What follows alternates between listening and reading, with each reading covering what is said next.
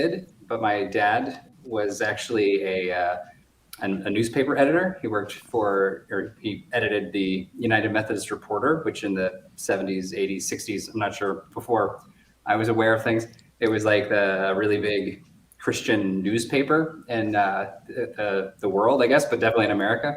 And it was based in Dallas. And my parents like to travel a lot for doing various outreach things. So we lived in lived in Africa for a while when I was a kid, and but we always had Dallas as our home base.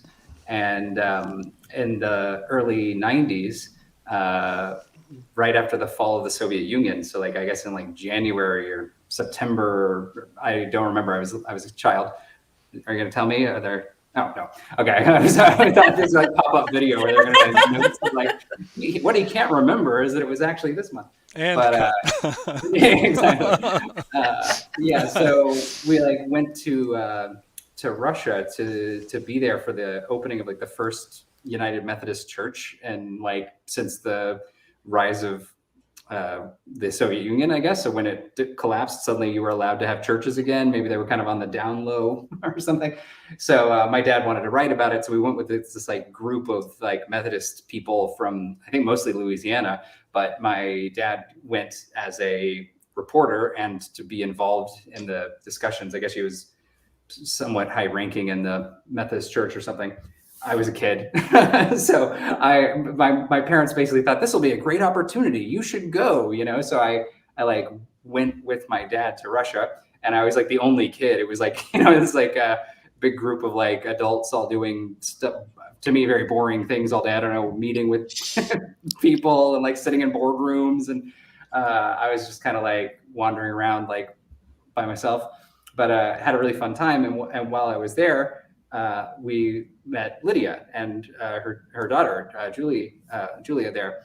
And so then cut to, this is like a terrible telling of this story, but then cut to like, I don't know how many decades later, at least 2.5, I guess, decades later. And I'm back in America, and I have been living in New York for a long time. But the solar eclipse of like 2018 or whenever it was, 2017, 2019, I guess, 2018? I don't remember. 18, I think. 2018. Okay. So there's this like solar eclipse in 2018, and one of the like the total eclipse places, like you could look at the map and see where you could go. Like one of them was St. Joseph, Missouri, which is where my aunt lives, my mom's sister. And of all places, right? Yeah. Well, I guess it's a lot of like a lot of places were total eclipse, but St. Joe, like when I saw it on the list, I was like, wait, St. Joe. So then I called my mom and I was like, hey, like, what if we met in St. Joe? We could hang out with Sarah, my aunt, and we could like see the eclipse and it'll be fun, you know? So we did that. And when we got to my aunt's house, I guess I was in like a guest room somewhere, and my mom was in some other guest room or something. It was a pretty big house.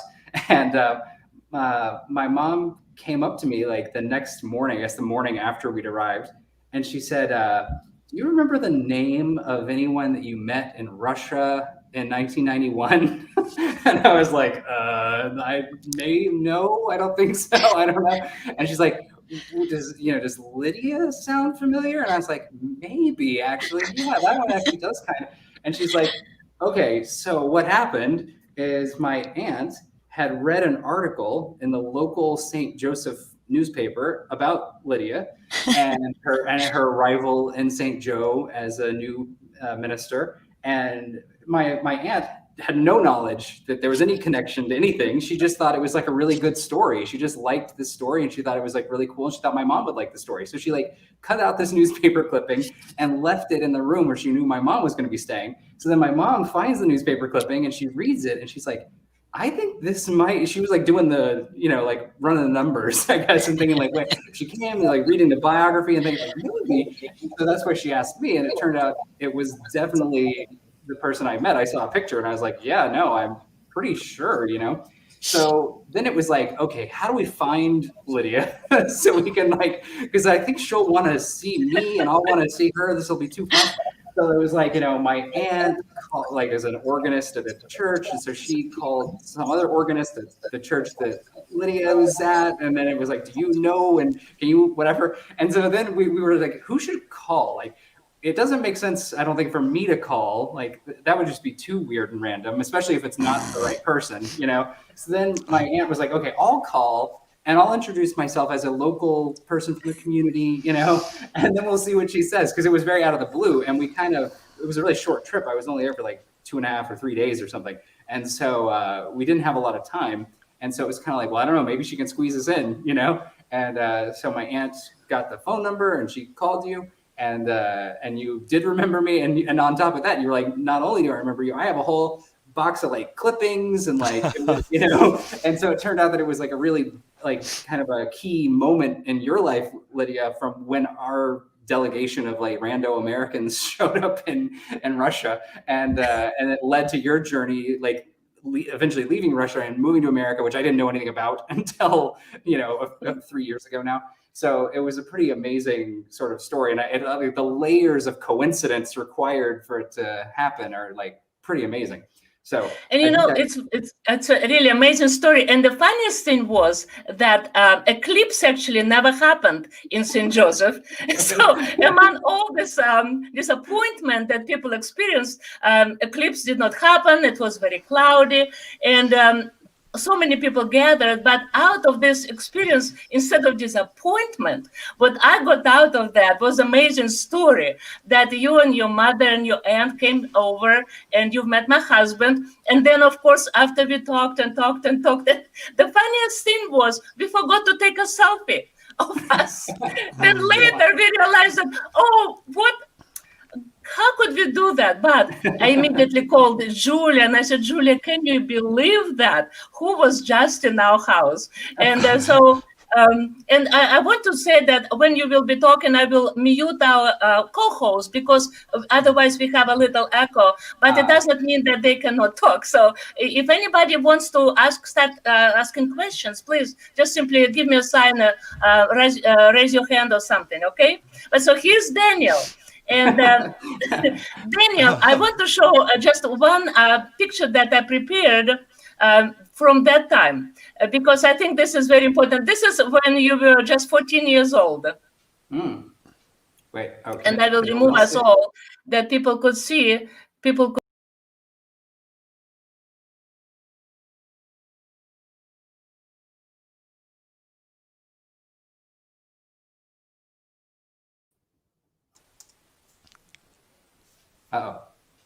Exactly how we host you today. And it was absolutely exciting. And I don't remember, because I was not in that house on that night, but you were hosted and had dinner. So what do you remember about that time and that family? I mean, I remember, honestly, I have a terrible memory. It's really embarrassing. It's one of my worst personal failings. But one of the things I remember about visiting that family, they were very gracious. I think that was in Ekaterinburg. Yeah. And we went to this family's house, and they were so inviting and welcoming us in. And I was a little kid, whatever. But the thing that stuck with me was that when they showed us around, and they pointed out a telephone. It was like a black, heavy, with a rotary dial, like an old school telephone, right? And they were really proud because they'd just gotten it. Like, it was like a new to them kind of thing. And they'd been waiting for it for many years. And they were very proud of this telephone. And I remember like even as a kid, it like sunk in that like, well, that is crazy. Like, I mean, this was like, whatever, 91. It wasn't like we all had iPhones or something, but we definitely had phones, and usually cordless ones. And if nothing else, they were touch tone, not rotary dials. So like, it felt kind of, it was like, it really drove home the starkness of the, what I guess life had been like prior to, the like as the Soviet Union kind of was like withering a bit towards the end there, or maybe the whole time, I don't know, wasn't there. But the family's pride in that telephone like really stuck with me that night.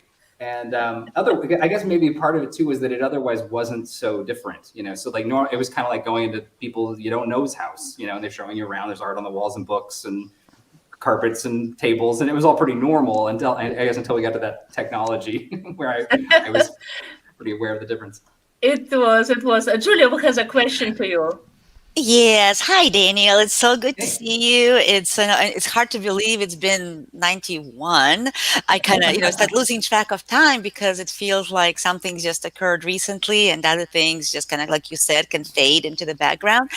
But it's interesting. I didn't know your story in terms of surrounding factors and how your family traveled.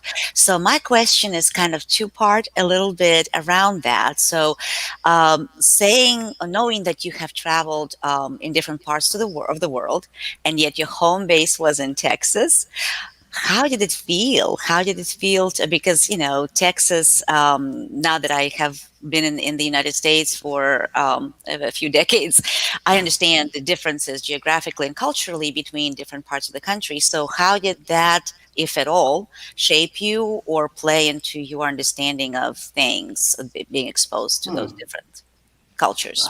Yeah. I think like I'll say traveling around, especially as a little kid and whatever, was like extremely impactful. I think it like really shaped me a lot more than most other things that happened to me. Like I would say probably than anything I learned in school, like at all. Like my entire education. I don't think I ever learned anything in school that competes with like the random just observations of like how different the world is in different places and different cultures and different people living different ways.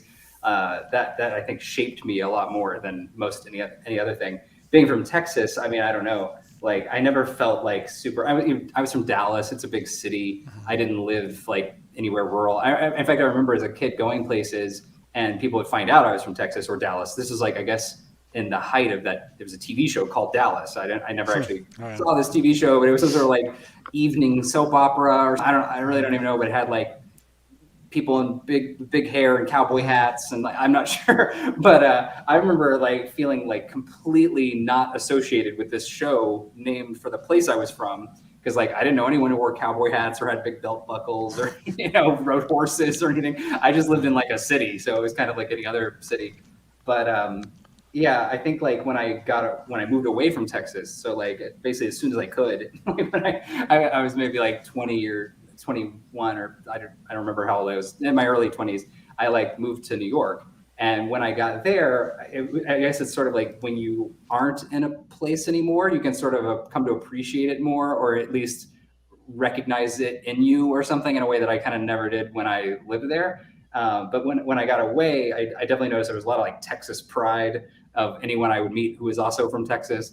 Which I think that might be unique to Texas. Texas is like really into itself. I don't know if you've noticed that. Yeah, It's pretty like, much. everything's bigger in Texas, and like don't mess with Texas and Texas everything. So I never had any of that. So when I escaped from there, I never really looked back that hard. But Dallas got way better after I left. I'll say that.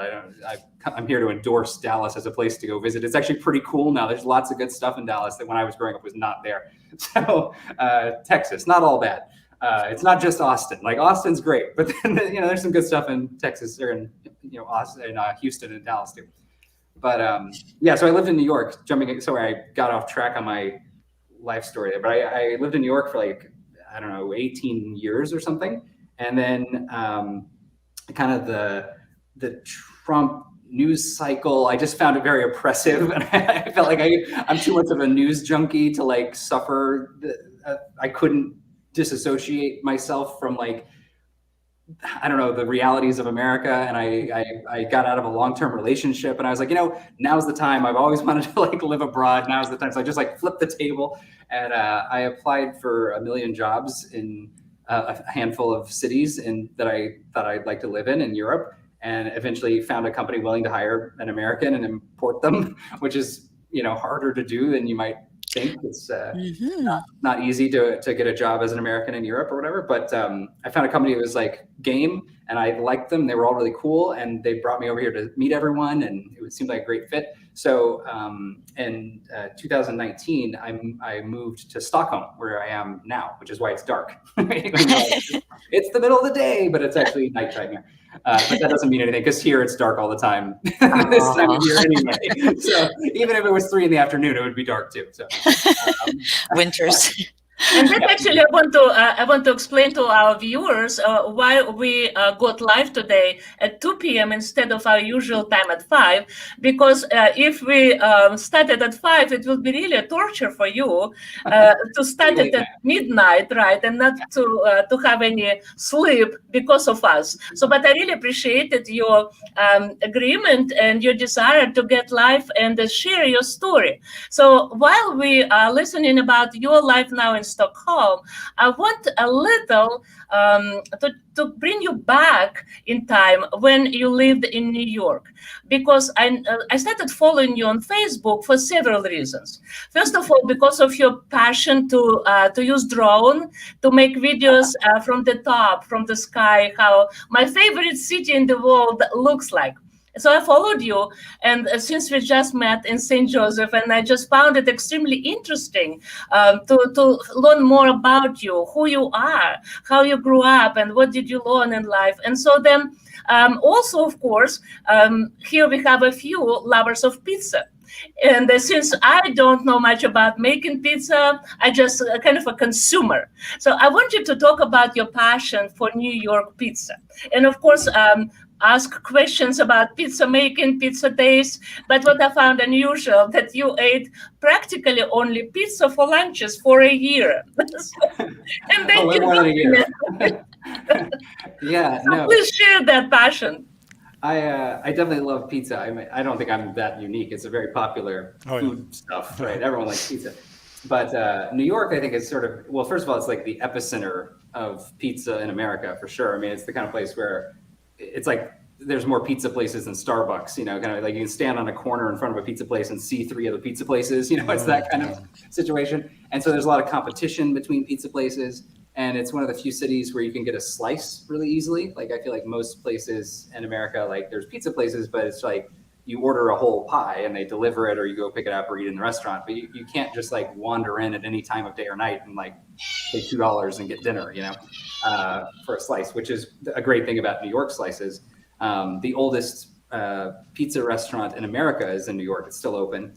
It's not my favorite, but it's good. Anyway, so there's a place that was really near my apartment in Brooklyn called Vinny's. And what I loved about Vinny's was that they were really creative in special slices. So, if you eat a lot of pizza, it's like, okay, you get a little tired of like cheese or whatever, normal people get pepperoni or something like that. So Vinny's like would have daily specials, and they were, they started out like eggplant parmesan. So it's like, okay, it's got like breaded eggplant. That's a pretty normal kind of elaborate pizza you might get in an Italian restaurant or something. But then they started getting weirder and weirder. I remember it was like Cinco de Mayo, which is my birthday. And so I was walking down the street and they had a signboard out front that was like Cinco de Mayo slice. And it was a like a black bean base. So like instead of red sauce, it had black beans. And then instead of mozzarella, it had like feta or something. I don't remember what it was, but it had avocados on it. And it was just like a totally wild, it was basically just pizza as format. It was like a crust with toppings, and otherwise it was not normal pizza. And I went in and I was like, I got to try it. It's too funny. And it's Cinco de Mayo. So I got it. And it was amazingly good. And I was like, man, I'm going to try Vinny's again. And so, later that week I walked by again and they had other crazy slices. This was like got grapes and cantaloupe on it and stuff. And you're like, what's going on with these pizzas? Wow. And so I started going just pretty much every day for lunch, because I worked from home. So I would just go outside for a walk and then grab a slice from Vinny's. And and you didn't get tired of it, because it wasn't like you were eating the same thing every day. You were eating totally random things every day. They just happened to be in the format of like a $4 slice of pizza, which is a pretty affordable lunch too. So cost effective. And that's what you're thinking of. As I posted photos, I would take photos of like lunch at Vinny's and like post it whenever I had a really good one or something. So Daniel, let me drop one of the enduring questions of Western civilization. Pineapple on pizza. Yes or no? Well, as someone who will eat obviously anything on pizza, Sounds like it. yeah, I'm not opposed. Though Vinny's didn't really do that one very often. They didn't have like the Hawaiian Really? slice. Wow. What I'll tell you about in Stockholm, which I also haven't tried it here. They have like their own like. First of all, pizza here is not very good, just in general. Like all the pizza places, they're owned by like I'm not sure where like these immigrants are from that run them, but they're not Italian, right? It's like maybe like from Yemen or somewhere, I don't Yugoslavia, maybe. I'm not sure. There was apparently some wave of immigrants at some point in the 60s or 70s. Some colleague told me this. I don't know if this is true, but there was like a wave of immigrants, and they came and they were like, we need a business, and they were like, why aren't there any pizza restaurants? So they started opening pizza restaurants here. And so there's sort of a style of pizza that you get everywhere you get pizza here, and it's not good in my opinion. It's like really thin, floppy crust, and the toppings are uninspired. It's not great. But the one thing they do, and a lot of Swedes claim to love it, is have some sort of like sweet curry pizza or something, and it's got all sorts of weird stuff that doesn't belong on pizza on it, including pineapple. I'm pretty sure is in there. So I haven't tried it. I'm a vegetarian now, and there's meat in it, I think. So also, you have to order a whole pie, and it seems like kind of a commitment. Yeah. Do I really want this thing that doesn't sound very good? Do I want an entire pizza of it? I don't know. I'm going to have to challenge you though on something. You say New York is the center of pizza. I was waiting for that, Scott. Yeah, this is like the Texas barbecue versus Kansas City barbecue. Here we go. Now, I'm from Chicago, so Chicago is the center of the world for pizza outside of Italy. I mean, okay. Yeah.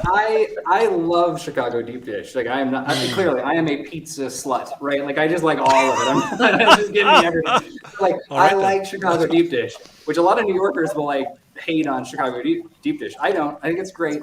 I do think it's kind of not pizza. I mean, that's the only thing. That's arguable. Yep.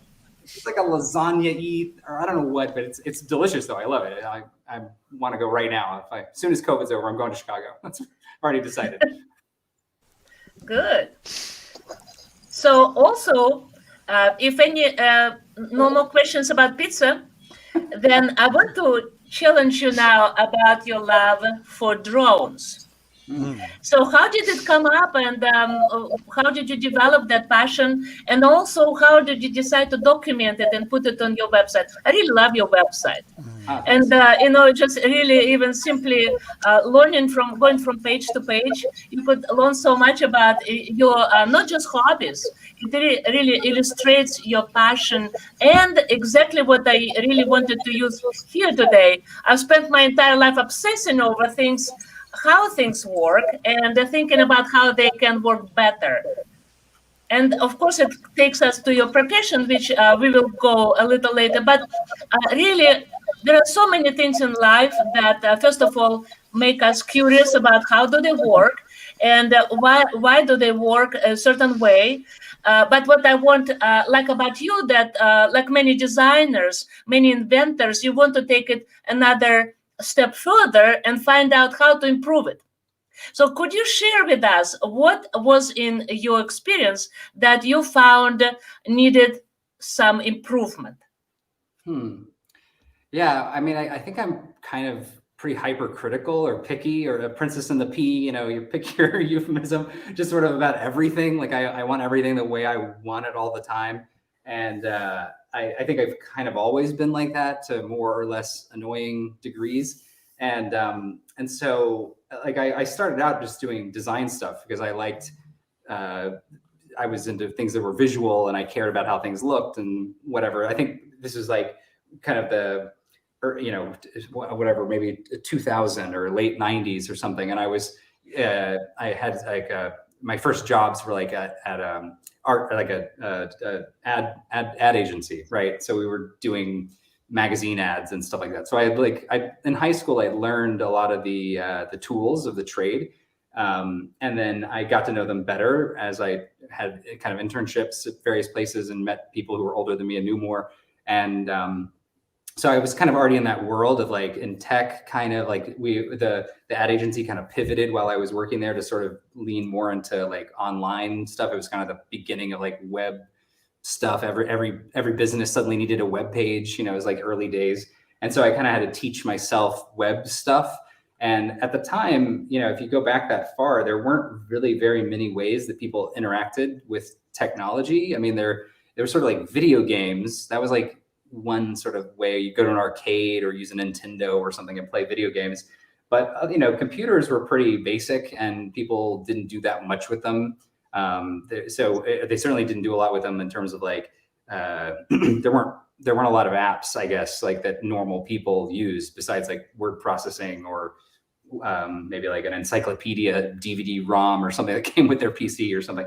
So I was always really interested in like how they worked, and like whenever I would use them and get frustrated, I would think it was so much better if they just did it this other way. Why didn't they change it and make it this other way? And I sort of was always dwelling on that. And when I started doing web design, there was a lot of thinking through and problem solving in terms of like, you've got a business, they have all these different things they want to tell people about. How should you like organize the information so that people will be able to find what they're looking for? And how do you make it engaging? And like, is there a way to like mix imagery and text and like videos and like use all the multimedia stuff that's possible on the web that you didn't used to have with a brochure or something? Like what can we do to be creative? So I was always kind of really interested in exploring those angles, and only like really like I don't know, I guess with the advent of the iPhone, when suddenly it was like everyone and their dog like was interacting with a piece of technology like in a daily way, not just like maybe going to the ATM, pushing a few buttons on the ATM machine, or the limited interactions people really had with devices back then. It all sort of changed with the iPhone, and suddenly there was like a whole new profession. It was like, user experience designers was kind of like what UX stands for.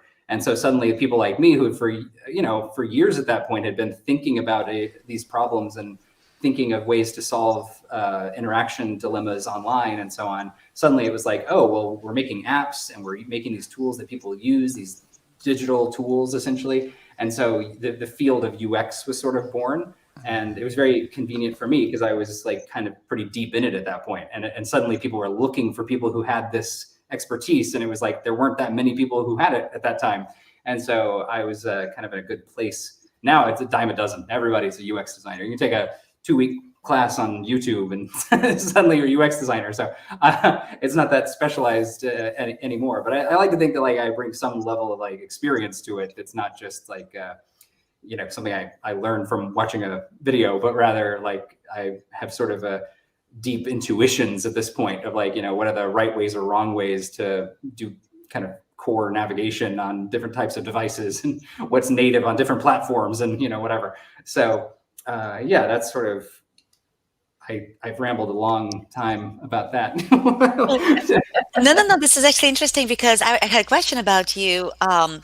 That what I remember back in '91, and correct me if I'm wrong, but I wanted to ask you if you had always been very visual person, because from that trip, all I remember is that I don't remember if it was you and your dad or just you who always had a camera. Yes, I remember. Always. It was definitely me. I was obsessed with video in particular, and from a really early age, I was like gonna make movies. That was like that was my calling. I was gonna make video. I was gonna make movies. I was like obsessed with like Hitchcock when I was a kid. I think because first of all, he's brilliant, right? He does amazing things. And they even hold up today. Like when you watch them today, I mean, they feel old, but they feel like very clever and like kind of, he was really creative in the way he used like different lengths of lenses to frame things different ways and stuff. And I was obsessed with that, and I loved mimicking it, So when I was a little kid, I guess I was like 10 or something, like really pretty young to ask for a video camera at this time when they were very expensive objects. Yes. But I was like, I don't want any other presents ever. I don't want any present for my birthday. Just save up whatever you're going to spend on me, and I want a video camera, So like I for Christmas in like maybe like 89 or something, maybe I don't know how old I was. Maybe it was 10 or something. I got a video camera, and then basically from that moment on, I had the video camera in my hands. I was just like filming all the time. Most of it unwatchable. I've gone back and tried to look at it. I was not good at what I was doing at the time when I was 10. But I think I was, sometimes I was, right? Sometimes I managed to like make really pretty clever things.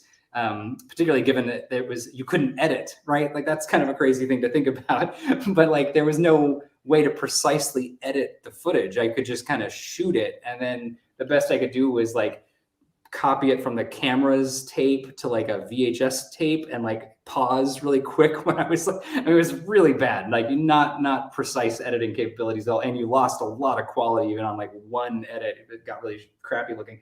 So what I did to work around it was I would sort of try and plan things out and then shoot them really precisely. So it would be like, as soon as you get to this moment, I'm going to cut, and then we're going to move the camera, and then I'm going to say go. And as soon as I do, you count one beat, because that's how long it takes for the thing to start recording. And then you continue. And I would these elaborate things, and it would end up where, it created like the kinds of illusions that I saw in, Hitchcock or maybe like MacGyver or like whatever I was watching, Indiana Jones movies and things. So yeah, no, I was definitely obsessed with video, and I was super into it. And I think until I got a computer, which I didn't get a computer until high school. So until I got a computer, and even then I got a computer so I could edit video on it, because that was like the thing, you could edit video on a computer. I was like mind blown. So yeah, then I got into computers, and then computers were so much easier. I mean, that was the main thing. Videos, it was like you always had to have like a bunch of people, because you can't do anything by yourself. It's like you got to have people on camera, and you got to have other people helping out behind the scenes, and you got to have multiple actors. And so to do anything, it required like 5 people. And it was like, it became harder and harder to get 5 people together all the time, like the older I got. Whereas on a computer, I could do everything by myself. So I got sort of more and more into computer stuff, which proved to be a lot more lucrative anyway. And frankly, trying to become the next filmmaker or something is much harder. I think a lot of sad people who had that dream who moved to LA, and they moved home eventually, I think is what waiting tables. Waiting tables, yeah, and serving coffee somewhere or something, and wishing that something had broken for them. So yeah, but it actually does all tie together with your earlier question about the drone.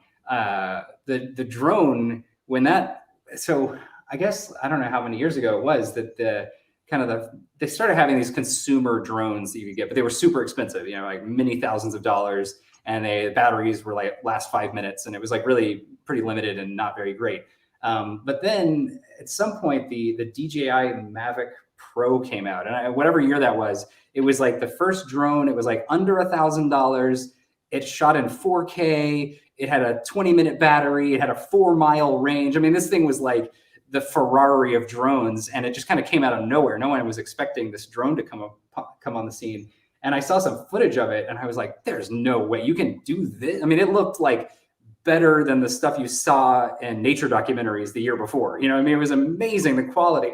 So I was like, okay, that's my next big toy. And when I got that thing, every day I was making up some reason to go somewhere and fly a drone over it and shoot video and stuff. So I was really, really into it for a while. But then I crashed one, and that really sucks, because it's pretty expensive, and there's no insurance. So when it crashes into something, it just breaks. And so then it's like, oh man, that's expensive. So I did that, and they had a program where you could like replace it for like less. So I didn't have to buy a full new one, but it was pretty close. And so then I was a lot more cautious after that. I was kind of like, okay, not going to fly it as much. And then the weather got really crappy. I remember I went for months where it was like basically anytime I had time to go outside, it was raining. So I like couldn't fly.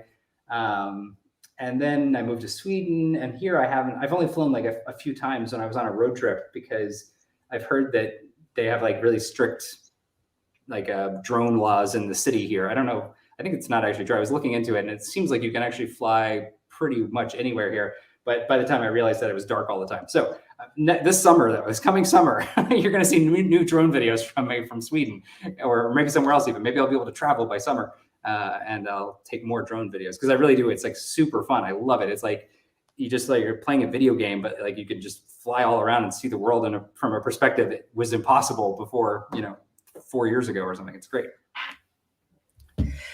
It's amazing that you brought up this story about how you did the drones, and it also applies to Julia's question about your passion for technology and how she remembers you with the camera. And what I really noticed on your website, something so interesting that is connected to that camera, I believe. And as you said, it is so much easier to do that on computers. But tell us a little about your Tiny Bob Lens application that you developed. And what I noticed from your website, that you always partner with people who are so talented. And I think out of this partnership, as more creativity comes up. And I think that's a good example for our times. So could you tell about that video? I actually watched it and I sent it to Julia that she could show that video because it's a cartoon.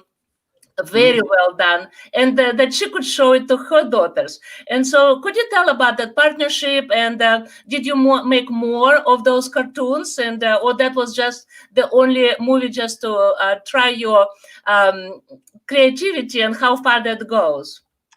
Yeah, so that came about. There's a startup or like a game developer in Brooklyn called Tiny Bop, and they make like kind of educational kids apps, kind of like edutainment, you know. So it's like fun and they're games, but it's like you're kind of learning.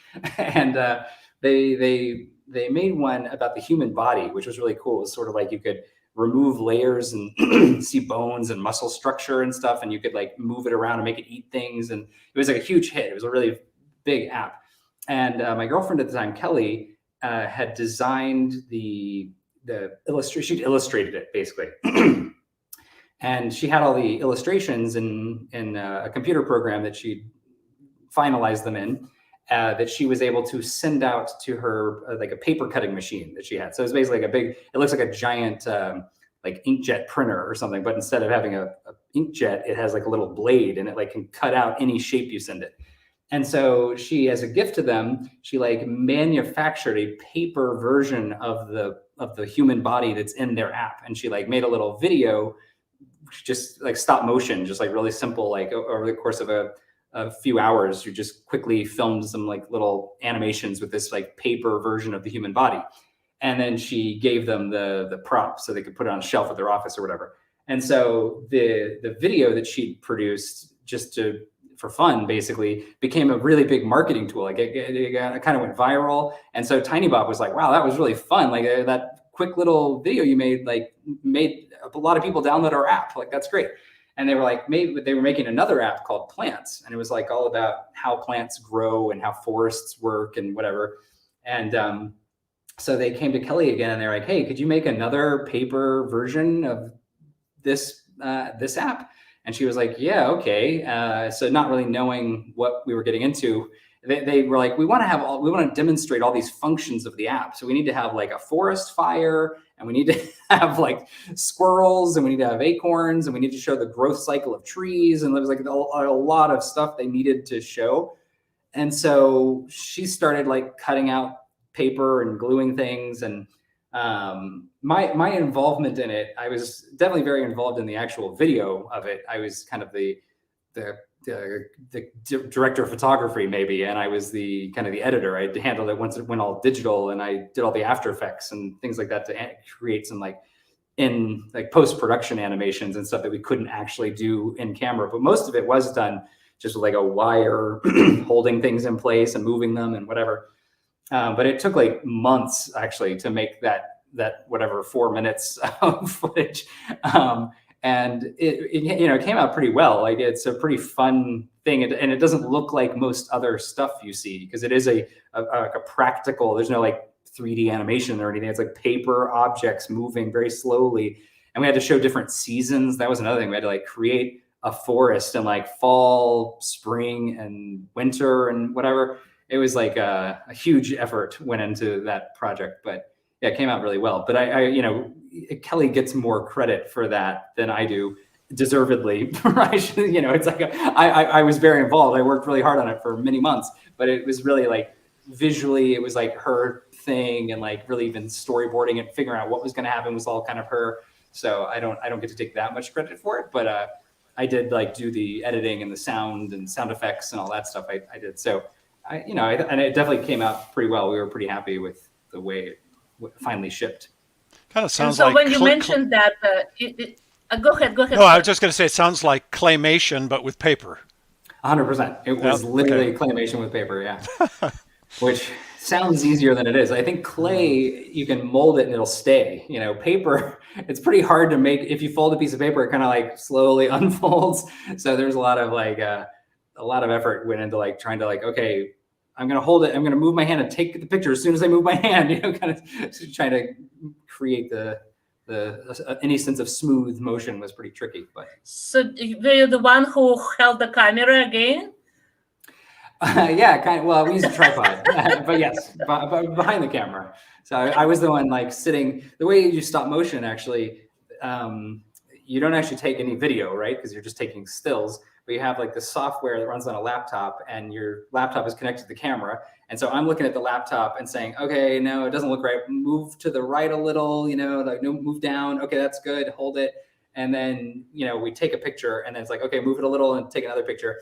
And there's a feature called onion skinning where you can sort of turn on multiple semi-transparent versions of previous frames. So you can sort of see what's changing, and you can kind of line things up. And then you can hit play and hit a little preview. And it's like at the beginning is like 3 frames.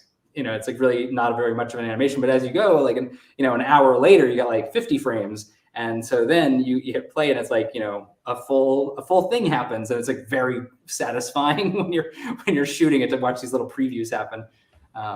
So yeah, that was an intense project. And we couldn't control the lighting in the apartment very well, so we could only shoot at night. So we we basically had to like wait until sundown and then start shooting and shoot until sunup, because during the day we couldn't control the light. And so with stop motion, because you're taking frames over time, if the light's changing all crazy, then the frames like flicker and don't look right. So we had to only shoot at night when we could control the lighting. So it was a pretty weird 4 months there. I tried to have a job during the day and then shoot all night and sleep in between, and it was weird times. And this is just for 4-minute production, right? That's amazing. Yeah. That says a lot about your patience and your personality and character. And of course, with the drones, to take pictures and the videos of the whole city and choose a location and actually hunt probably for the good. I'm not sure. Does wind make any difference? And it does. Okay. Yeah. And that's how I crashed one. Yeah. Right. Also, you probably needed to go around location secure locations, right? And I'm not sure how it is in New York, but I mean, maybe you had some incidents with police. What are you trying to videotape? Did you ever have any incidents like that? Well, so my technique was pretty clever, which was take off from a place where no one can get to you. So my favorite was like to go on top of like a friend's apartment building, you know, because basically if you're on the roof of a building, I mean, they can see there's a drone in the air, but they don't know where it's just like this drone flying around. And frankly, you know, that's the other thing is these drones aren't very big. I mean, this whole thing is like maybe this big. So when you've got that thing, you know, 500 feet in the air or whatever, 1,500 feet or 2,000, I don't know how, I have no sense of measurement. And trying to learn the metric system now, and my brain's just mush when it comes to measuring distances. But it's really high. And basically when the drone goes up like 100 feet, you can't hear it and you basically don't see it. I mean, if you really look, you can see it, but no one would know that there's a drone flying over them most of the time. Because if you did notice it, it would think it was like a small bird or something. It doesn't look like anything. So no, I never had any run-ins with the cops, but I was pretty careful because if the cops, it's not actually illegal. It was kind of a gray area at the time, but it was the kind of thing where like cops could just take your drone basically pretty easily. They could just say like, oh, you're endangering the public, or, you know, they could just say something, or you're reckless endangerment, and then take your drone away or something. And so I was always very wary of like anywhere that anyone could get to me. I never wanted to be. Well, I'll tell you this, that if you are, I live in the just outside the Washington, D.C. area. And if just FYI, running with police, there are very strict laws for anything flying over the DMV. Definitely, even the private aircraft have been stopped from flying over or into the DC. So drones have been, like you said, just right. It's kind of a gray area, but DC has taken a very direct approach to basically not allowing much. I believe that you can't fly anything over the DC proper unless you have a specific license, and usually from the government, and that you're part of the government to do it. But even here, we are on the Virginia side, so across the river. Even here, there are restrictions on the height, like you couldn't fly it above 400 feet. But then if you get below 200 feet, you're violating a personal privacy law. So Right. it's A very narrow band of like flying.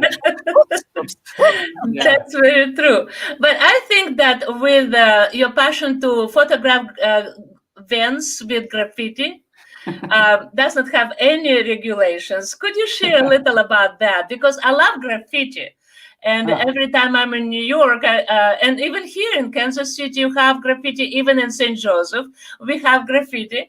And I just love, I don't know, it's a self-expression, but it's really well done, talentedly done. But when you see it on a van, and especially when it becomes the whole part of your website, so could you share about graffiti on the vans, and what did you find interesting about that? And also, is it a certain pattern? What I like about your title, that there's a lot of paint used so to make those graffiti. So what is that? Yeah, so I'm always careful with saying, because I also like graffiti, and I'm always wary saying that because people react really negatively because they associate graffiti with like some punk kid stole a can of spray paint and scribbled on the side of their building, and now they got to like paint over it, and like that is ugly, and no one likes that. I don't like that. That's crappy, right? We can all agree. But street art, which is like it's like highbrow graffiti, is like often sanctioned, but even if it's not, it looks so good that you'd be like happy that someone put it all over your wall, you know, and you wouldn't want to paint over it because it looks nice. And so I'm a huge fan of that. I think it's really fun. And it's one of the best things about New York is there's so much great street art. Just like walking around every day, I would see new murals that would go up on the sides of buildings and stuff, and they were all really cool. And it's actually something I kind of miss in Stockholm. Stockholm is like the cleanest city in the world. It's just like, there's no litter. Everything is spotless everywhere. And there's certainly, if someone did put unsanctioned paint on a wall, I'm sure it'd be gone within 2 days, you know? So I kind of miss that, like kind of that liveliness and like kind of creativity that you would see in Brooklyn and really most major cities. I think Stockholm is uniquely void of any sort of outdoor, like, you know, illegal art. But yeah, the vans, I basically on my daily lunchtime walks, when I would go and end up getting a slice of pizza, usually I would walk around this neighborhood called Greenpoint. And it was kind of a one-time industrial neighborhood. It was a huge Polish neighborhood from the 50s to the 90s or something. It was everyone in the neighborhood was Polish, and then so in terms of who lived there, but it was a lot of industrial buildings and warehouses and stuff. And there was, for whatever reason, there's just a lot of vans in Greenpoint. And I started noticing that people would spray paint on the sides of vans, and I'm assuming most of the time it was sanctioned, but maybe not. Like it's hard to tell. Some of them are definitely like an artist did it and it was like intentional or something. But a lot of them do look like maybe someone's like, well, a white canvas, because it's like a windowless white delivery van. So it's like a perfect thing to just spray paint all over. And so I started taking pictures of them when I would see them. And then once I started taking pictures and noticing them, then I started seeing them all the time, right? It's like once you're aware of something, you can't help but notice it everywhere. And so then I just kept doing it until after like maybe a year, I think I took a picture of every single one. Like I don't think there were any more vans. Like when I would see a new one that I hadn't seen before, it's usually in a very different neighborhood or something. But yeah, so I just thought it was like a fun, just like just pattern recognition, right? It's like, oh, vans that have paint on them, that's fun, and take a picture and then just do it over and over again and end up with like a whole, 100 photos of different vans with interesting patterns on them. I've seen like 2 in Stockholm, actually. I've seen like some pretty creative vans here, Okay. but I think 2 in like like a year and a half or something. So not very many vans, but Yeah, we definitely don't have vans like this in St. Joseph. probably not. Yeah. But I didn't realize that because I thought when I saw so many pictures, I didn't realize your attitude toward that. So since I was hunting cars when they had customized license plate, and I would come and I would follow the car and try to safely take a picture. It was very unsafe hobby that I had, I have to admit. But then I found some similarity. I thought, wow, we have really lots in common. You hunt vans, I hunt cars. And I remember that I put all the titles together from those license plate and try to develop even a story how they talk to each other, because people are really creative and self-expressive when it comes to their license plate, and they don't mind to pay money. But again, now when we talk about your photographing vans, I also noticed a very interesting page on your website that takes us to this modern day in the United States, when we talk about people who have so much disinformation and fake news that really confuse people. They don't know what to read. They don't know who to trust. They just really argue with each other because they say that this is what I read on my website. This is what I read in my texts that come from my apps. And then others will argue that, no, I get this on my apps because they don't know how it actually comes. But I noticed that very interesting page, the tab about the fake news.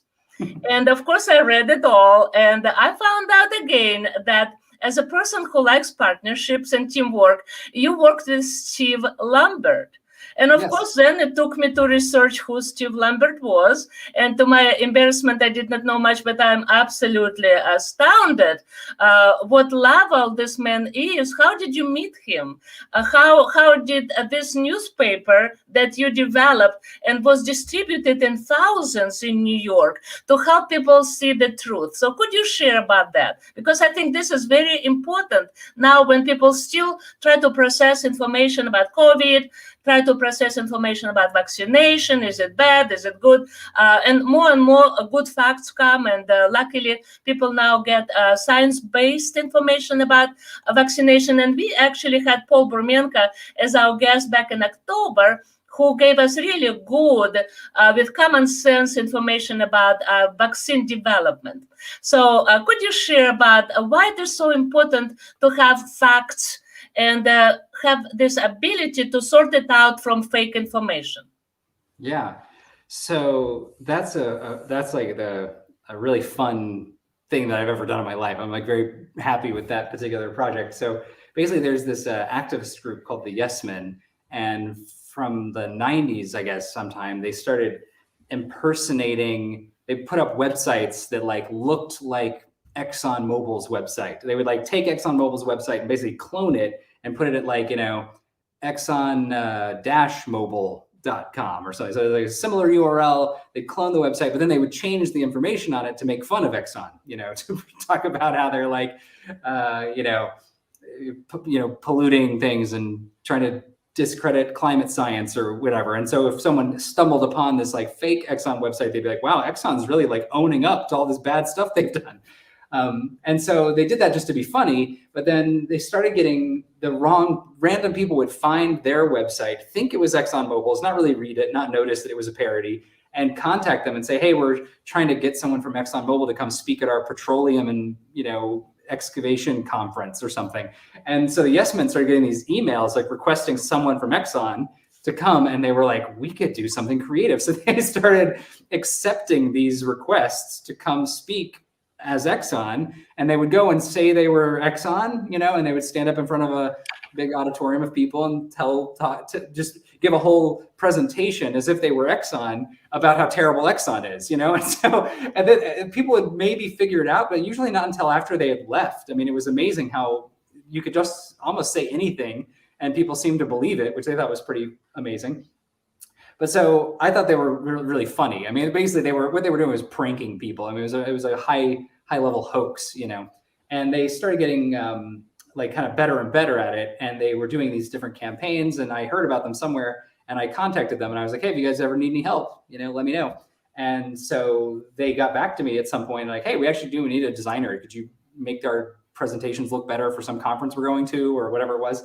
So I kind of became friends with them. And then just before Obama was taken, and so it was like just before the November 2008 election, I guess, they had this idea that they had been like hanging out with Steve Lambert, who's this amazing kind of artist activist who does like really creative, large scale, funny artworks places.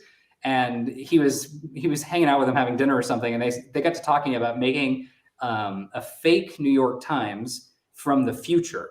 So the premise of it was they would make a New York Times that looked just like the New York Times, but it was post dated for like 6 months from now. And then they would release it on the day, like, right after the election. So basically, like, the hope was, everyone kind of was expecting Obama to win. Like, it wasn't a sure thing. So we were careful in the writing of the paper. There was very little in it that actually indicated who had won the election, because we didn't know. We were working on it prior to the election, but we wanted to release it right after the election. And so the thinking was Obama probably wins, and then we want to give everyone a newspaper about how amazing everything is now. And it's like every story is like just about how great something is. But then what they all have in common is it's like, how did we get to this point? Because it's all 6 months from now. So people would get this newspaper and be like, whoa, the Iraq war is over, like, whoa, we're working to solve climate change, or, wow, like we've gotten rid of like industrial factory farms that torture animals, or whatever it was. We had like articles about like everything we thought was wrong with society, talking about how now it was all better. And and the article, if you actually read it, was always about like, how did it get better? And it was like, well, the people demanded that their representatives in Congress do the right thing, and whatever. And so they came to me and they're like, hey, can you make an exact replica of the New York Times? And I was like, yes, I can. And so we like, they basically all came over to the apartment, and like, we found an example of the New York Times that we were like, okay, it's going to be like this one. We're going to like mimic these layouts and whatever, because we wanted it to be as authentic looking as possible. And then I got to work with like, replicating everything about it, like figuring out what their fonts were and what sizes they used and what their margins on everything were, and like trying to do everything just right. But there was a lot of clues that it was fake. I mean, in addition to the fact that it was from 6 months in the future, we also had like the slogan for the New York Times is all the news that's fit to print. And ours was like all the news we hope to print, and it had like, there were like little jokes kind of peppered throughout it. So what we wanted from people was for them to get it and think it was real for like 15 seconds or something, read several headlines and think like, wow, this is really good news. Like, how did all this happen? And then they would start reading the articles and realize like, oh, okay, this is obviously, everything is like talking about today, but in the past tense, it's kind of like there was some kind of winks and nods throughout it. But yeah, so we basically, we printed like, I don't know, 80,000 of them or something. And we divided them up into these U-Hauls. And then we went, and on like a set morning, the Yes Men had a really big email list. And so we'd emailed the email list and said, hey, we need people, volunteers at like 6 a.m. to come meet at these different places and help us with something. It's going to be fun, but we can't tell you what it is until after it happens. And so we got like, a few hundred volunteers showed up at these, like we had like 3 or 4 destinations where the vans were parked, and people would come and like get big bundles of newspapers. And then they would go to like subway entrances or something. And we would just like special edition, free New York Times. And everyone, New York Times it's usually like $1.50 or $2 or something to buy one. So people were like, free, I'll take that, And so we got lots of like great footage. We had some camera people staked out, filming people like getting the paper and like kind of reading it and like doing double take. You can watch their thought processes. They're like, what? Like, this is amazing. And they're like, oh, I get it. This is actually a joke. And like, this is pretty clever. You could kind of watch their whole suite of emotions wash over their faces. But yeah, no, that was like a really fun project. I actually have it framed. I don't know if you can see. You see it? Oh, can you show? Good. Could you show this? Because I have a page I plan to show. And if you can show it where you are, that will be bad. Oh, good. I have it framed because I'm so proud of my fake New York Times. Oh, wonderful. So, yeah. Wow. That is very good. That is very good. Anyway, it's crooked now, but.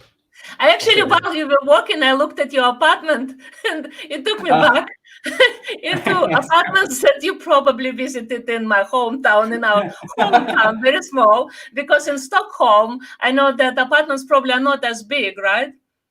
Well, from New York, I mean, the apartments aren't very big in New York either. Oh, So it's probably like, not different. yeah, Okay, that's true. That's compared to true. Texas, though, yeah, my entire apartment would be like someone's walk-in closet in Frisco, Texas, or something. You know, yeah, the first thing I've learned when I came first time to America was everything is big in Texas. Yes, I it didn't know kind that of before. is. I mean, it's a big Right. state. The people are really big. Yeah, People it's are pretty big. big, and the heads are big, That's exactly. and the But planes are big. Yes, yeah, absolutely. yeah. And the houses. Okay, but sorry for this segue, because I think this is extremely interesting what you were just talking about, fake news. Because Julia and I, we grew up in a country where we never heard the real truth. Because our newspaper, which was a government issued newspaper, had the name Pravda, which is truth. Which is very ironic because it was never saying the truth. And so when I saw your passion and this partnership that you developed with Steve Lambert, I thought, my goodness, this is what a great idea. But what I also wanted to keep to the end, not end yet, but simply that, like what we call the greatest story ever, I want to remind our listeners, our audience today, that when you came to Russia, you came on the day of the coup d'etat. It was a coup. And you were trapped in the airport for like over 1 day and a half, I believe, right? While we've been waiting for you in the airport in Sverdlovsk, the planes were canceled, which is very unusual. And then all our TV and radio were shut down. No information coming. Your whole delegation of Americans vanished. And here we have so many people, like 400 people waiting, and we have no news. And all we know that it's shooting and the attack and siege of the White House in Moscow. And so we slept actually in the airport on benches and we're just waiting because we've been so worried about your delegation and anybody. And that's what I thought. It's the greatest story ever that you came to Russia not a day earlier or a day later. You came right on the day of the coup. Right in time.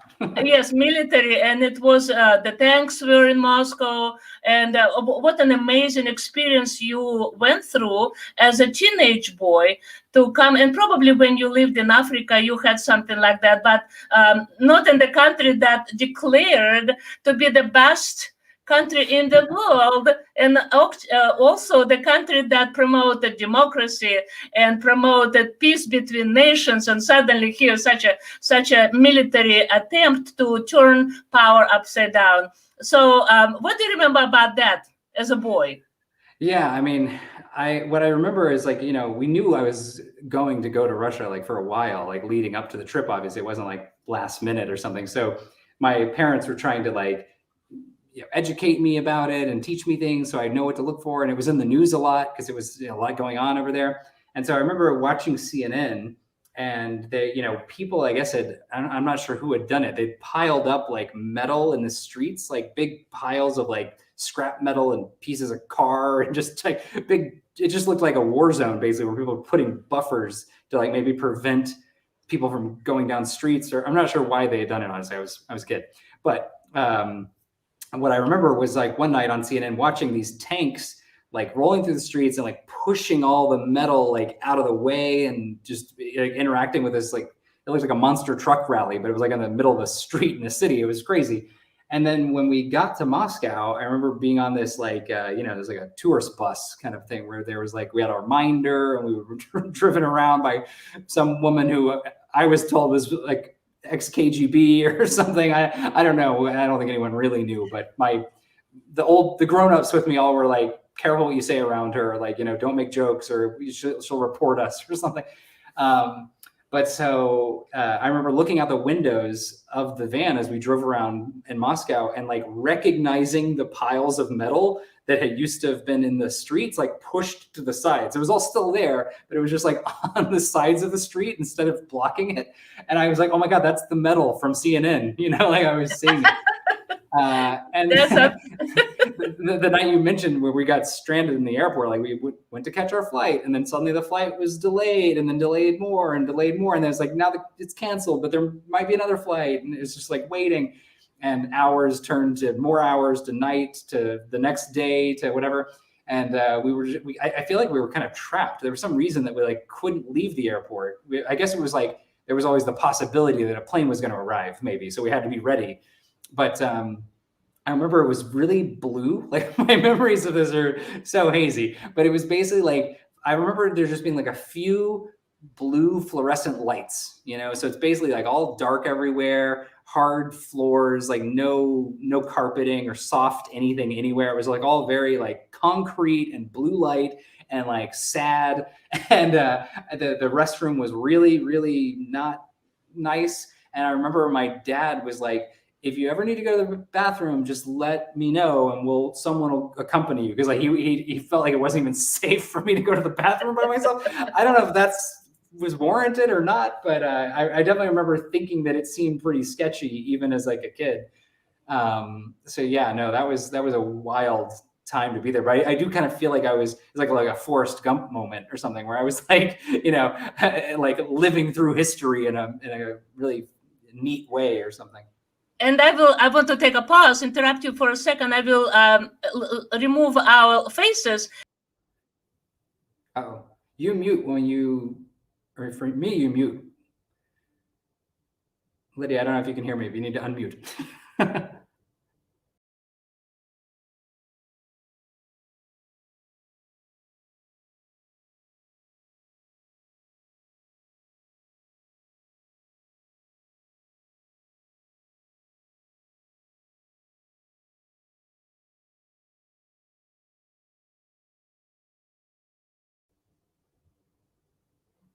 You were muted there. Oh. Okay. You're back. Yeah, I just realized that I was muted when I was showing the picture. So that picture illustrated how your dad, Spurgeon Dunnam, he wrote that article and published here that how the picture illustrated how you were jammed in the airport for actually almost 2 days. Yeah, crazy. Yeah.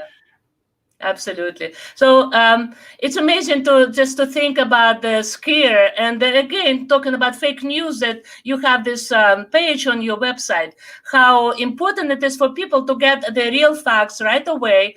And unfortunately, Julie and I, we lived in a country where that was not available.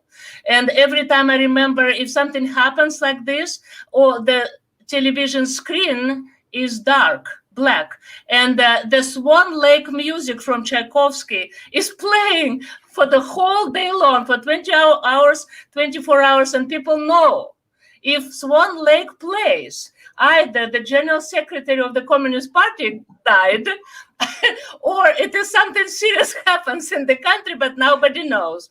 Another example of fake news in our country, that was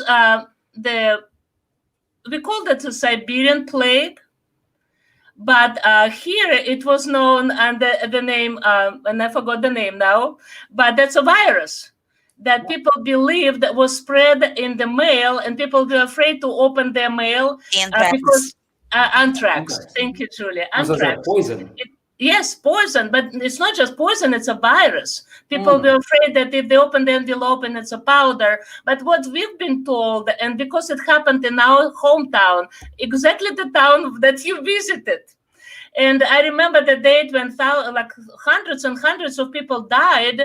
And on TV, it was announced that it's a bad meat. Ironically, we did not have meat, not bad or good. We simply did not have meat at all in the store. We were getting coupons for 1 kilogram, which is 2 pounds of meat twice a year. And so people were joking that, we are getting meat right before the demonstration, that people could have strengths in their bodies to march through the main square. So imagine here when the government says, you probably ate the bad meat. What meat did you eat to contract that virus? But the truth was that we had this military research laboratory in our hometown that accidentally released the virus that they were developing, bacteriological weapon, through the ventilation system. And of course, that killed all researchers. It killed the people who lived around. But imagine when you don't know the facts, and of course, the rumor started spreading that close your windows. Why do you close your windows? Don't go outside because you ate meat. It's so scary. Like, why do I not go outside? But of course, people shut their windows, and they did not go take children outside because we did not know what's going on. But we had burials of people who did not even have funerals, like it happens now that you can have a funeral because you cannot gather. But it's just simple, short segue, how dangerous it is not to have true information. Yeah, for sure. Wonderful. I would defend our fake news. It was like very well intentioned, and it wasn't ever to try and deceive anyone, right? Like, I think there was enough clues in everything we did that it was, like I said, we wanted to trick you for 15 seconds, but then you would immediately recognize there was, it wasn't propaganda. I mean, in a sense, it was propaganda, I guess, but we had a point of view, and we were trying to convince you of something, but it was definitely not to trick you for any sort of long-term kind of way. But anyway, just to... But I think there's fake news has got such a bad rap, Yeah, great effort to share with people the facts, because that's what people are smart enough to sort out fake or good or bad or fake and true. But I think that just some people are right. Okay, that's a whole topic for another podcast. Yes. But since we are getting close to the end of our time together, Kenji, do you have questions? Because you are just as an author of this program. And I know that since you know Sarah, and I will mute you for a second because you have an echo, but I invite you to say a few words because it's important to talk about the topic that Daniel represents such a variety of interests and questions that are very important for all people. So I just want to hear your opinion on that.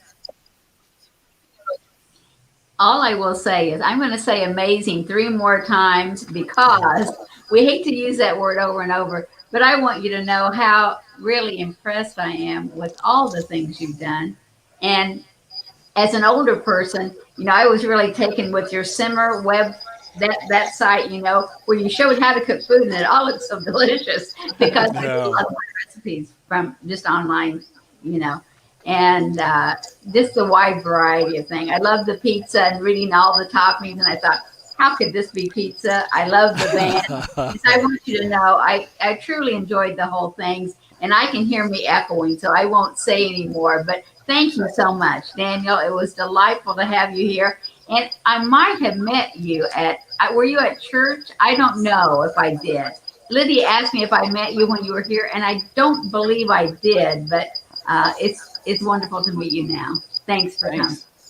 Thank you, Kenji. Thank you. Yes, and I'm sorry I had to mute you because we have this echo, but your questions are always so sharp and so important. But I wanted at the end to ask Daniel to share with us about your music podcast. Because that's another thing that we are all here musicians, and Scott is a musician, my son is a musician, he writes music. So of course I got on your podcast and I thought, I had no idea, do you write music or what is this about? Tell us. Yeah, no, I don't. I wish I did. It's my great shame is that I don't play any instruments. When I was a kid, my mom, she gave me piano lessons. She gave me drum lessons, anything I thought, she thought was very important that I learned to play an instrument. But I was just a terrible student and I didn't practice. And I really resent my younger self. Why couldn't I have taken that more seriously? Because I'd love to be able to do it now. But I love music and I love lots of different kinds of music. And so back in 2004, I was living in New York, and it was we'd hit this point where the internet suddenly, it was you could, prior to that, if you had a website, if you wanted to have your own website, you paid for this storage space for the website, and it was always really restricted. It was 2 megs or something, a floppy disk of data, it was on the website because everyone had dial-up connections and everything was really slow. So it didn't make sense to have a big website. But somewhere around 2004, there started being these web hosts that offered lots of space. You could store hundreds of megs or a terabyte or some just crazy amount of space. And I was like, wow, if I had all that space, I could put up big files and then people with fast connections could download them. So I was like, what if I've always wanted a radio show where I just play songs and talk about them and stuff, like a college radio or something. But I could just do it online. I don't have to have a radio station. I can just like make my own thing.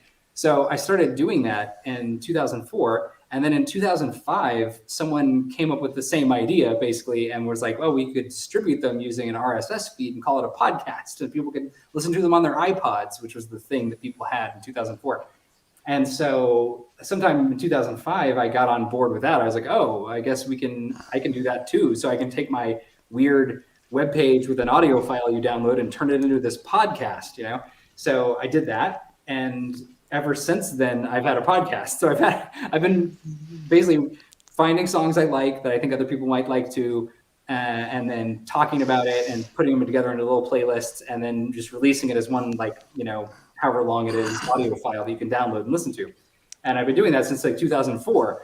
And I still do it, though I'm taking January off. I usually don't do it in January just for take a month off or something. There's not a lot of music released around between Christmas and New Year's. It's kind of a lull. So I start kind of running low on new music to play anyway.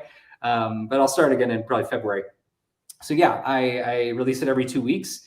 And it's just like a show, and I just play songs. And I don't usually promote it to people I meet. Actually, I'm bad at self promotion, but also I feel like music is so it's so subjective, and everyone has their own different tastes. And if you're really into gangster rap, then you're not gonna like my podcast. Or if you're if you're really into if you only like Baroque opera or something, again, my podcast is not for you. So I feel like even if I'm really great friends with someone, but their favorite music is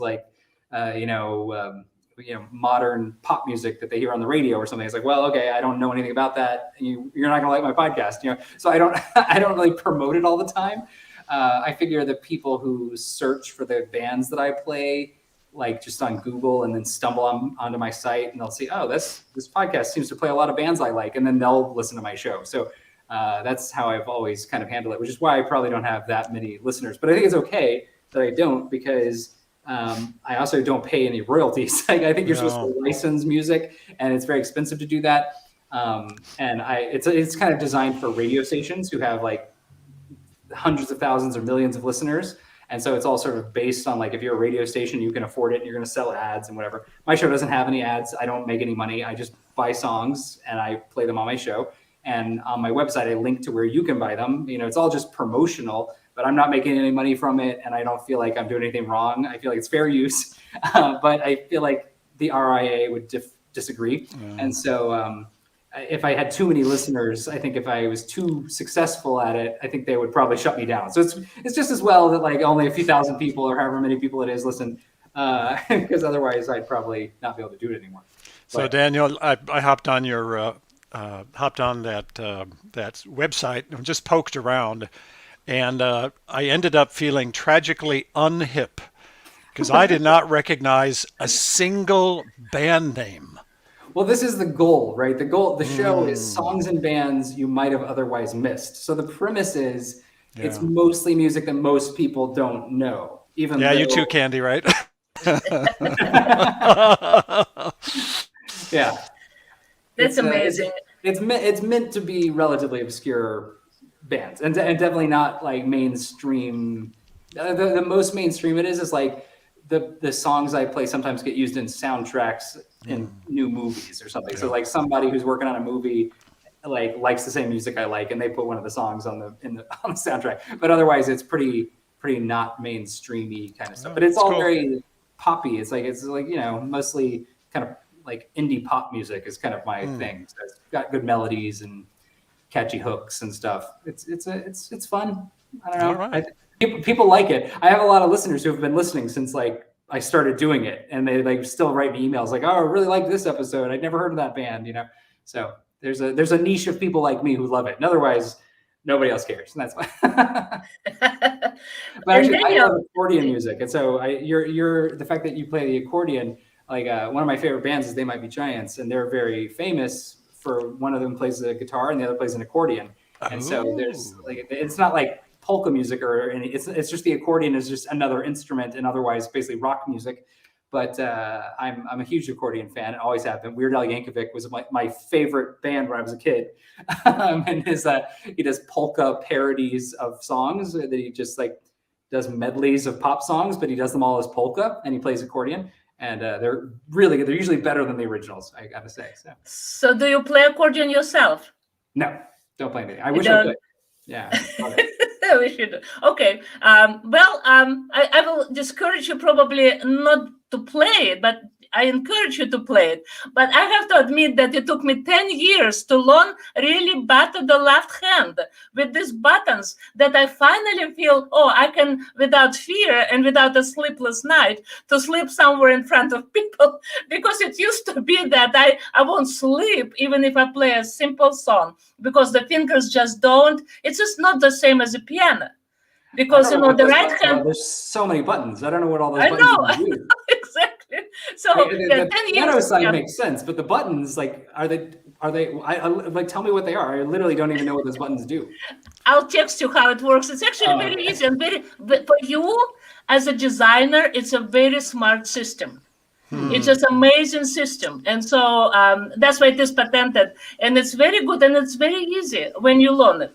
But since I'm kind of I'm bad at my homework, so it took me 10 years. But I'm sure for you it will be less than 10. I know.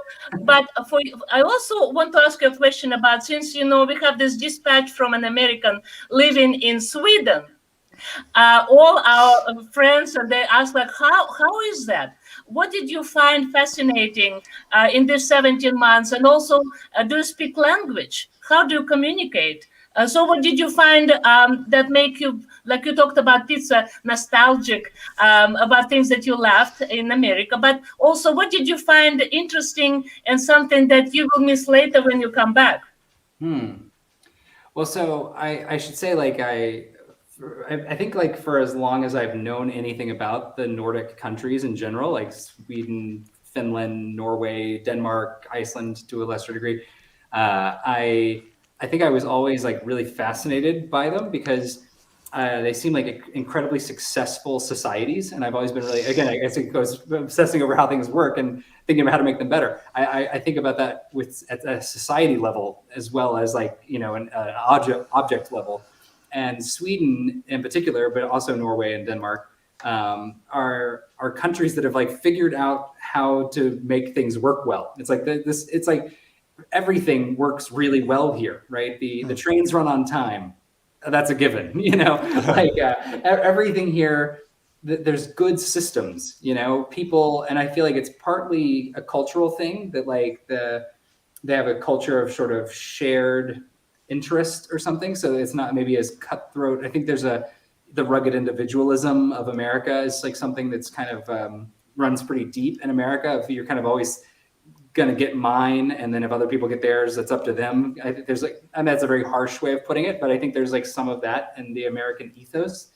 And I feel like the Scandinavian countries, there's a lot more of, like, we're all in this together, so we need to make it good for all of our sakes, and it's sort of even before I'd ever visited here, which I first visited here like maybe 12 years ago. But before that, I had read about it and heard interviews with people from there and seen documentaries and stuff. And I was like, wow, how did Sweden do it? Like, I had all sorts of theories. Like, how do they provide free education to everyone who wants it at all levels? And how do they have a very high standard of living? Or how have they eliminated poverty? Essentially, there's just not really a lot of poverty here, because the social safety net is very strong and very high. So even if you fall off into the safety net, you're caught way before you hit the ground, and it's, like, pretty comfortable.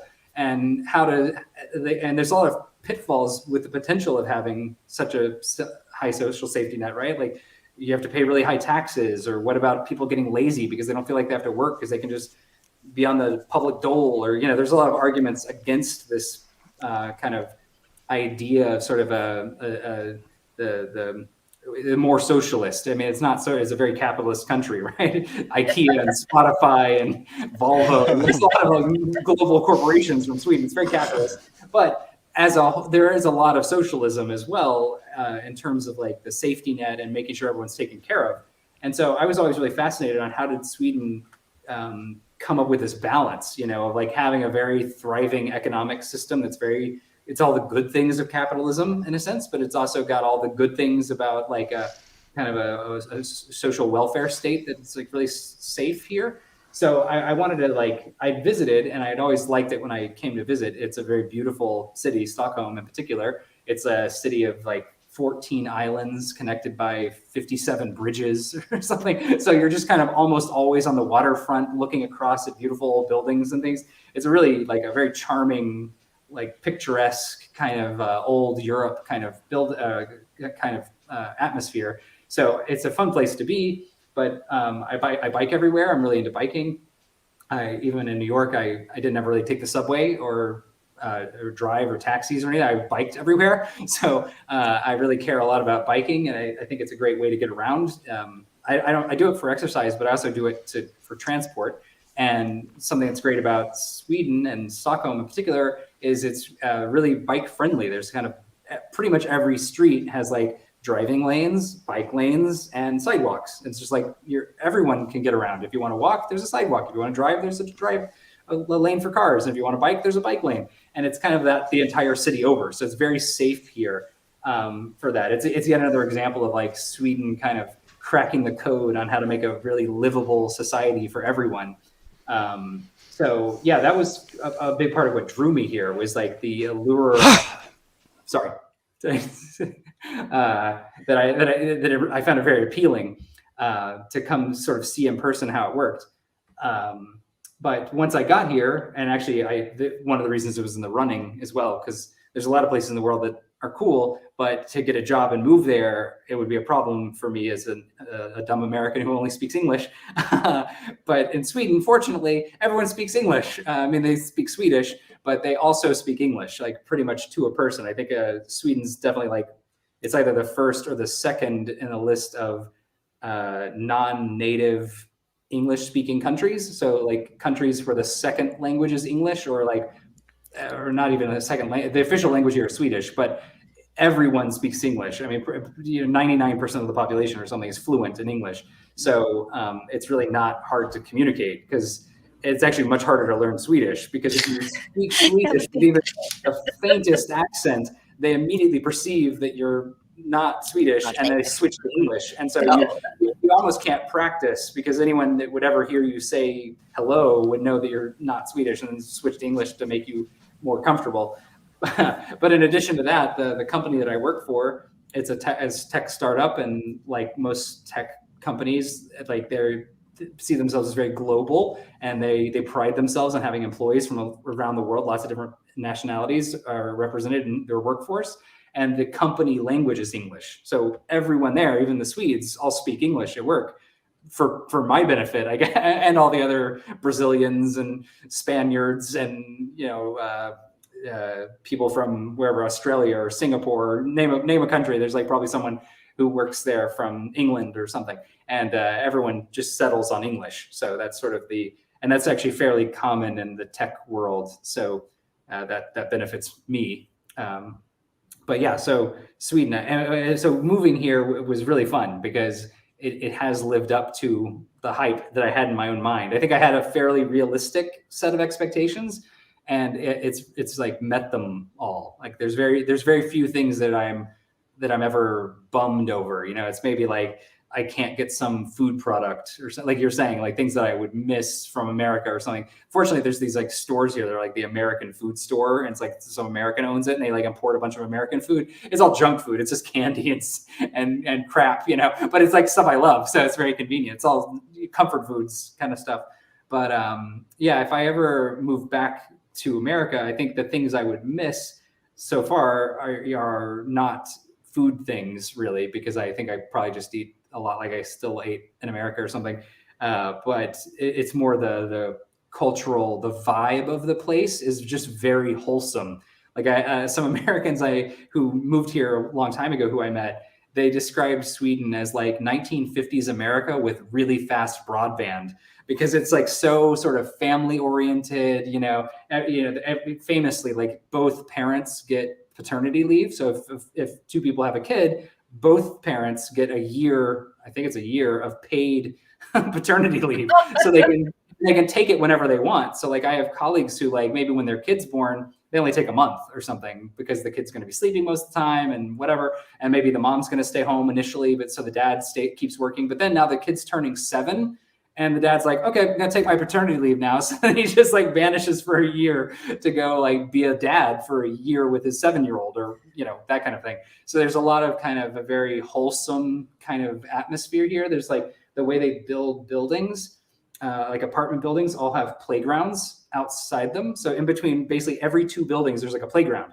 And the premise is that anyone should be able to have kids who they can look out the window and see playing. So like there's kind of like playgrounds everywhere and there's always little kids. And because there's not like a real burden to having children here, because you have paternity leave and you have free medical care and schooling is everything, you know, provided for you basically at a high level.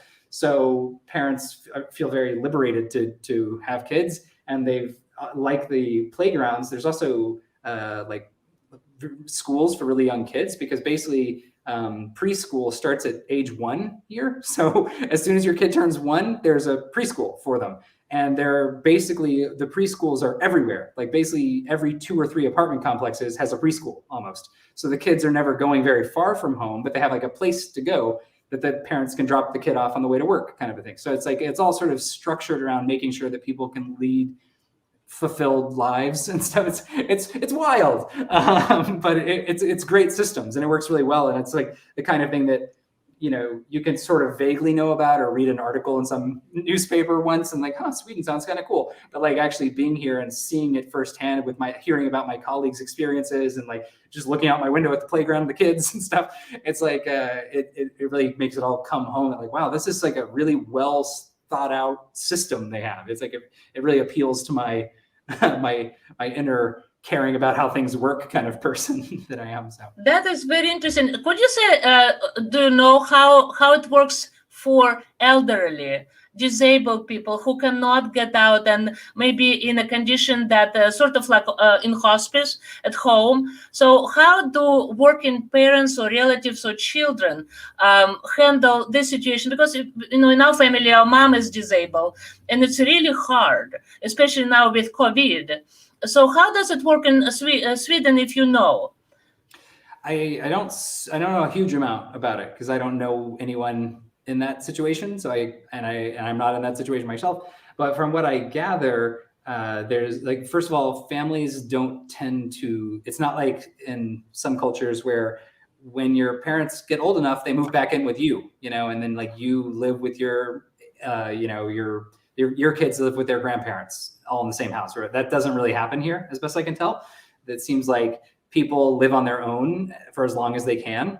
And then if they start feeling like they can't live on their own anymore, then they live in like elder care homes, which I gather are like in America where we have these sort of progressive elder, like whatever housing complexes where it's like you can kind of move in, you kind of live on your own, but there's also a cafeteria if you want to go eat there and you don't want to make your own food. And there's like a button you can press if something goes wrong, but basically you just live on your own, like in an apartment, you know? And then if you get sicker, then they can move you to another unit where there's like more hands-on care and stuff. I get the impression there's something kind of like that here. And there's very, very large, like physically large buildings that are like elder care facilities. And I know that that early on, that was a big part of Sweden's problem with COVID, was that they did not do a good enough job of keeping COVID out of those elder care facilities. So in the first 6 months, it was something like, 85% of the deaths in Sweden were just people in those elder care facilities. It would like come into an elder care facility and just kill like floors of people like within a week or two kind of stuff. So it was like really, really bad, dark days in that early, we're talking like whatever, April or something last year. So I know there's very large facilities, but I haven't been to them and I don't know anyone in them. So I can't really talk about it, but it's definitely not, that's a way that it's pretty different from like the old 50s, like your mom moves in with you. So I can't really talk about it, but it's definitely not. Something was echoing. Yeah. Yeah, that's okay. Mm-hmm. I think it was my fault, but I think this is very interesting because I think it takes us to the last question that I had to ask you about how human behavior is different in Stockholm in Sweden compared during this COVID time? How people responded, how did they act, what was kind of a common behavior when it was announced and known that it is dangerous and it is very fast spread. So what did you notice? Well, it's like I've been living in an alternate reality. So I'll say that. It's like, it's really been really different. I'm hesitant to even describe it to people in America because it sounds so crazy when I'll talk about how it's been here that it sounds like Sweden's insane. And I don't like people to think it's insane because it doesn't feel insane here, but it does seem insane compared to everywhere else. So for example, until about a month ago, there was never any recommendation to wear masks, like at all. Like the government didn't tell people to wear masks. They said, if you work in healthcare, obviously, if you're like working in a hospital or something like that, then yeah, those people all wore masks. They didn't just wear they wore masks with a plastic shield and 2 masks and, lots of different stuff. But for just normal people going about their lives, even like riding on trains and public transit and stuff, they didn't recommend masks, which is until like a month ago, which is pretty insane. I think we can all agree, like masks obviously would help.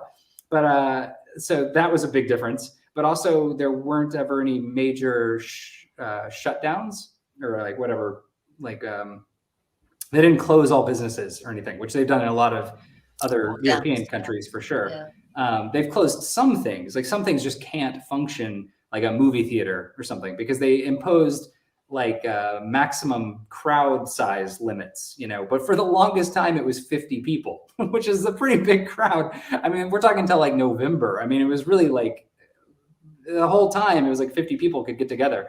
And so it was a pretty wild kind of interpretation of safety. I thought, as a person who, I don't know, I was reading a lot of global media. I wasn't just reading Swedish media. Maybe if you're just reading Swedish media, then it all seemed totally normal. But like reading a lot of like international media and seeing what was going on everywhere else, it was sort of like, what is Sweden doing? That said, it's been very nice living in a place where things are just kind of normal. I mean, I work from home, so I used to go to an office. Now I work from home. Like all of my colleagues work from home. So like, okay, that's different, but it's not life-changingly. In New York, I always work from home, so I'm happy working from home. But like, restaurants would like block off every other table, which seemed like, okay, it's kind of the least you can do, but like things all pretty much stayed open. Like in the summer, you kind of noticed like, okay, the amusement park didn't open. So like that was a bummer because the amusement park is fun. But it was pretty much everything was very normal here. I mean, you keep your social distance. I think part of it is that culturally Swedes keep a social distance. There's not a lot of like the whole thing, like there aren't multi-generational households. That's just not really a thing here.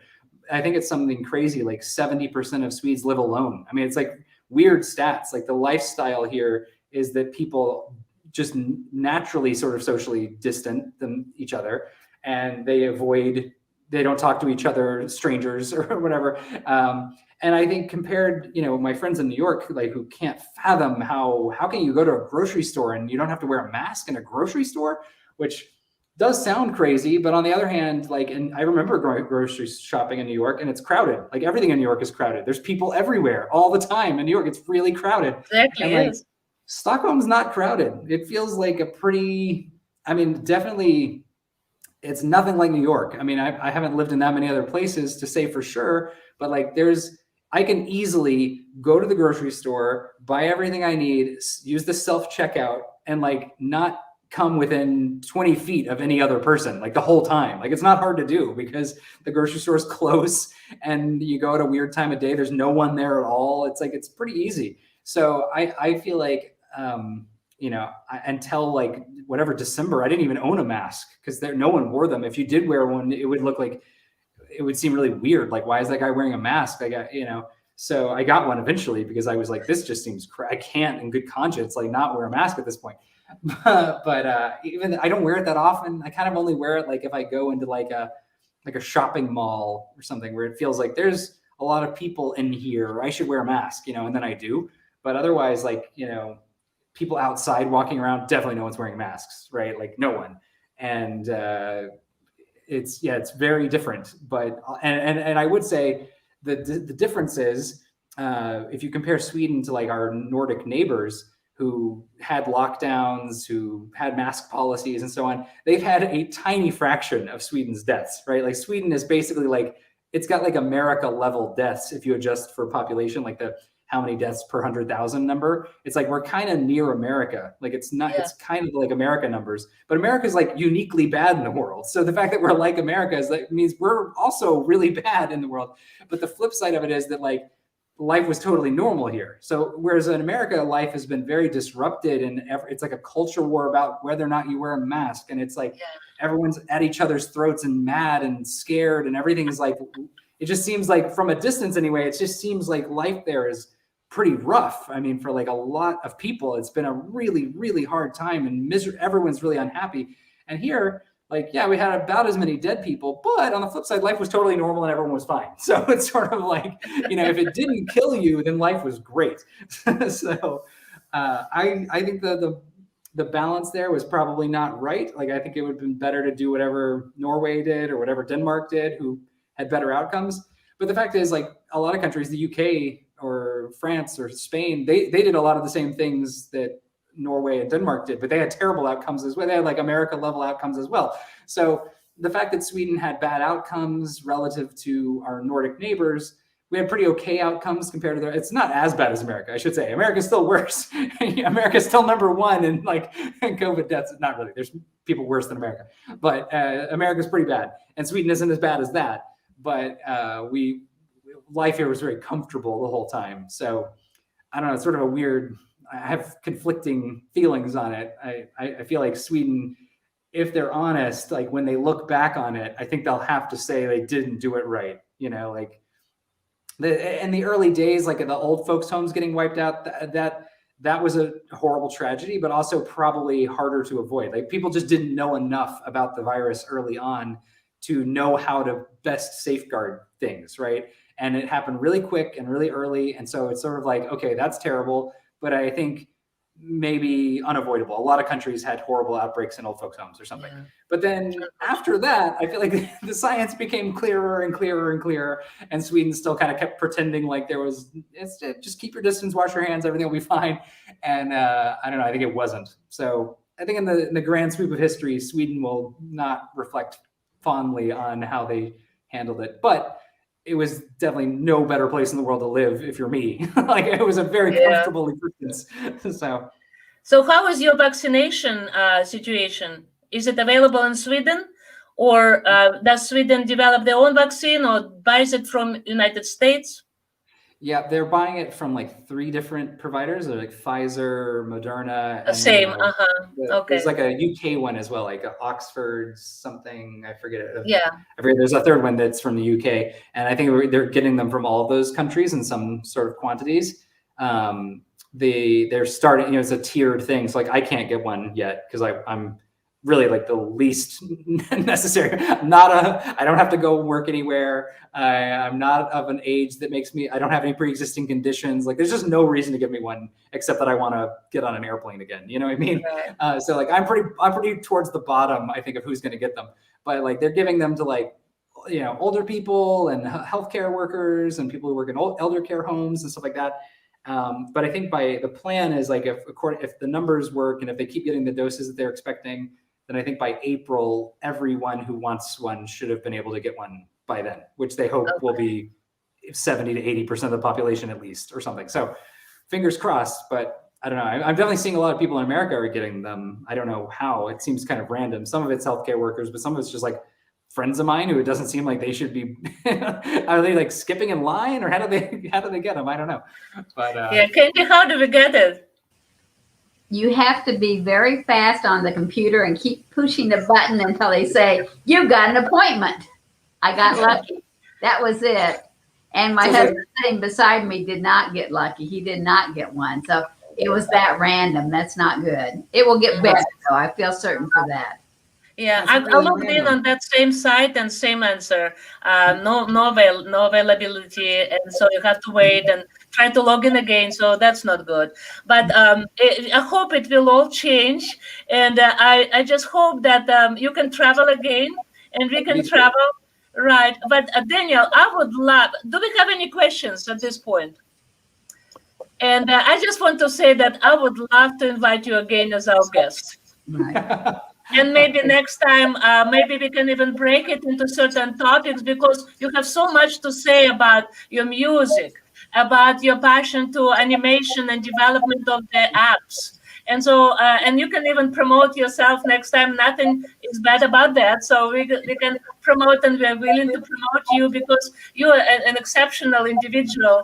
And I'm just honored to know you. And again, back to our amazing story ever. Yes.